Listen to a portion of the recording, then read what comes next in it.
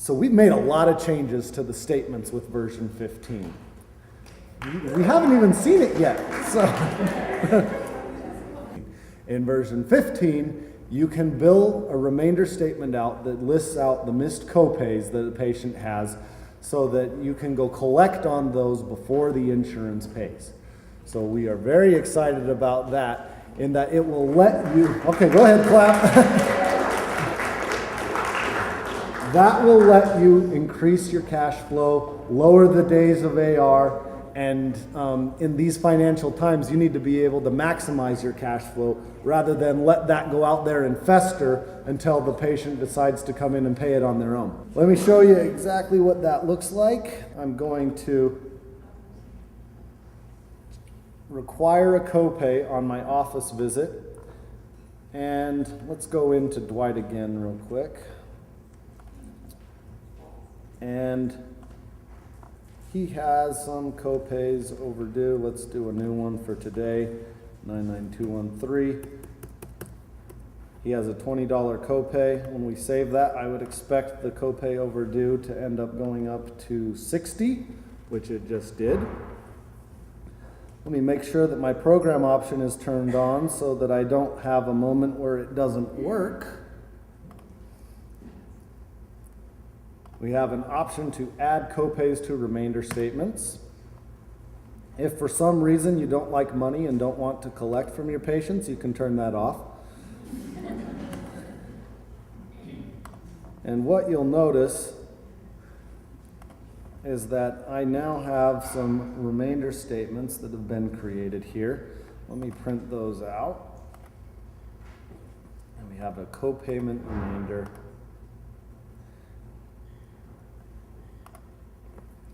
Hopefully you can see this. Now I know that this is pretty accurate. If Dwight again would have been in on March 9th, 2007, March 19th, 2009, or April 2nd, and missed copays on all of those, he's going to have line items billing him for that on his statements as they go out.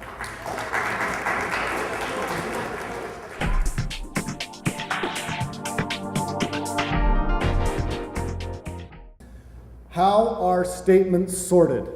The transactions on them. They're sorted by document number on an individual statement.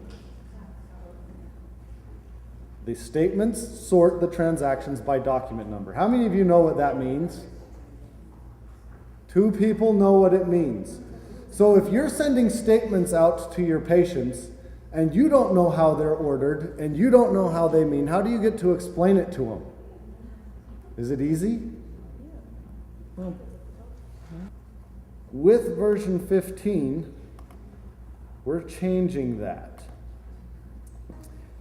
If we go in to print our remainder statements in version 15, you're now going to see a new data selection question that lets you specify how the transactions are sorting. And we left document up there for those of you who have actually figured it out and are using it, because we don't want to take anything away from you. But you can now say, I want all of the transactions to sort by date of service, or I want them to sort by the entry. And you can specify that for each statement. So now you can get your statements to line up the way that you want, that your patients want.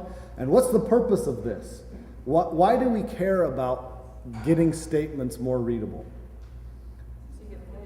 So you get paid. What else don't you want to happen? You don't want them to call for this reason. The whole purpose of our repurposing on the statements is that we want to decrease the amount of phone calls that you're getting from your patients having to explain, this is what this is. This is where this is. This is where this is. This is why you have to pay. Yes, you do have to pay.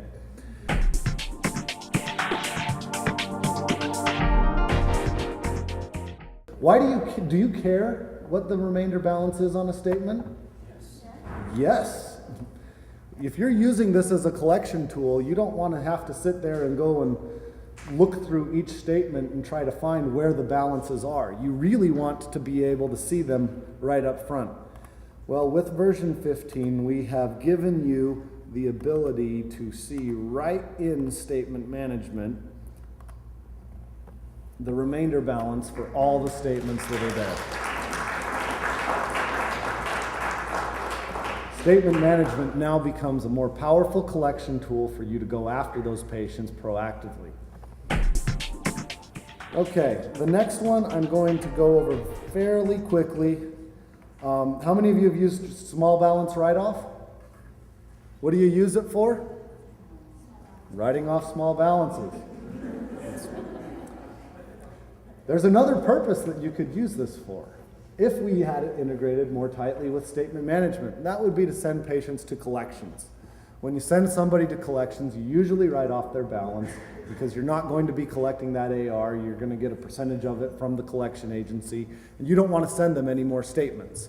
So what we've done with version 15 is gone into our small balance write-off, and we will now let you write off balances based on the submission count from statement management. So you can say, I want to write off all of my statements that have been sent 5 times, meaning they haven't paid for 5 months.